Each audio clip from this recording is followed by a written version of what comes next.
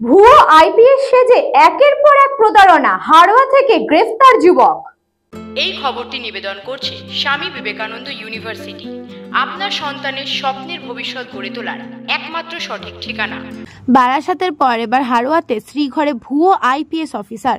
বসিরহাট মহকুমার হাড়োয়া থানার পুলিশের অভিযানে ধরা পড়ল প্রতারক যুবক। পুলিশ সূত্রে খবর, হাড়োয়া থানা এলাকায় পরপর দুই যুবতীর সঙ্গে আইপিএস পরিচয় দিয়ে প্রায় 13.5 লক্ষ টাকা হাতিয়ে নিয়েছিল ওই যুবক। অভিযোগ পেয়ে তদন্তে নেমে হাড়োয়া থানার পুলিশ নিউটাউন এলাকা থেকে অভিযুক্ত রণজয় চ্যাটার্জি ওরফে সুস্মিত সেনকে গ্রেফতার করে। ধৃত রণজয়ের বাড়ি এয়ারপোর্ট সংলগ্ন নারায়ণপুর এলাকায়। আদালতের নির্দেশে 10 দিনের পুলিশ হেফাজতে শেষ হওয়ার পর আজ ফের তাকে নিজেদের হেফাজতে পেতে বসিরহাট আদালতে তোলা হয়েছে।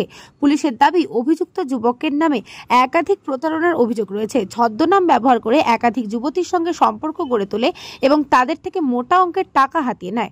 এমনকি নীলবাতি লাগানো গাড়ি ব্যবহার করে বিভিন্ন জায়গায় নিজেকে আইপিএস পরিচয় দিয়ে প্রতারণা চালাতো।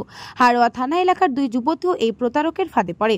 তাদের কাছ থেকে প্রায় 13.5 লক্ষ টাকা হাতিয়ে নেয় রণজয়। ধৃতকে জিজ্ঞাসাবাদ করে পুলিশ জানতে চাইছে এই প্রতারণার পিছনে কোনো বড় চক্র রয়েছে কিনা, কিংবা আরো কেউ এই চক্রের সঙ্গে যুক্ত রয়েছে কিনা। গোটা ঘটনার তদন্তে কড়া নজরদারি রাখছে হাড়োয়া থানার পুলিশ প্রশাসন। বসিরহাট থেকে সুকান্ত দাসের রিপোর্ট, নিউজ বঙ্গ টাইম।